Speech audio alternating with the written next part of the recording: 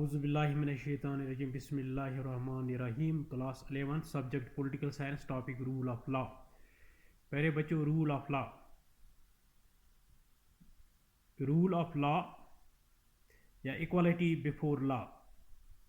आपको पता है कि कानून जो है, कानून, nobody is above law. Rule of law is a silent feature of the Constitution of India. Rule of law जो है ये हिंदुस्तान के कॉन्स्टिट्यूशन का एक मेन फीचर है। Every citizen is equal before law. हर कोई शहरी जो है कानून के सामने बराबर है। Nobody is above law. कानून से बढ़कर कोई नहीं है। Any person who violates the law is punished according to law. In India, everybody's economic, social and political justice, and it is by means of preamble. The rule of law is established. The rule of law is established in India. Article 14 to 18 of the Indian Constitution provides that for equality in which all citizens are equal before law, and nobody enjoys special privileges. Nobody is above the law of the land. Thus, rule of law is the most distinctive and basic feature of the Indian Constitution. In other words, we can say that it was British political thinker A.W. or lawmaker A.W. Dickey. He says that law is equal for all.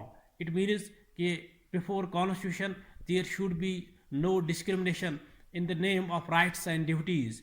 Every person should be treated equally before the Constitution, before the law. Or in the eyes of Constitution, all are equal. In the eyes of Constitution, are all equal. कानून के सामने हर कोई जो बराबर है। Nobody is above law. कानून से बढ़कर कोई नहीं है, चाहे वो प्राइम मिनिस्टर है, चाहे वो प्रेसिडेंट है, चाहे वो और कोई है।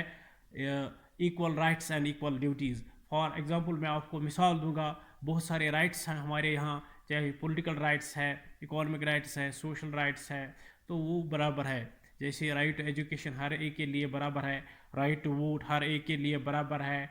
इसी तरह से कोई भी इलेक्शन में पार्टिसिपेशन कर सकता है, कोई भी इलेक्शन लड़ सकता है, लेकिन उसके लिए कॉन्स्टिट्यूशन ने एक eligibility criteria.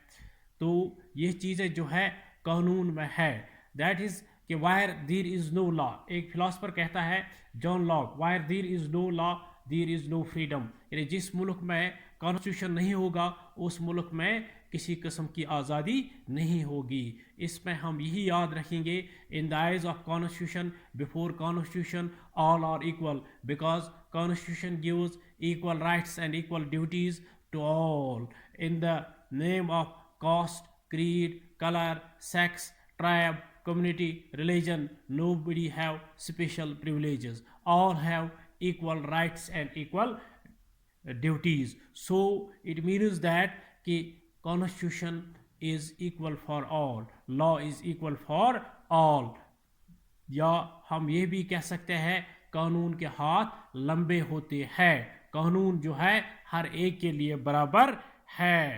Thanks for today.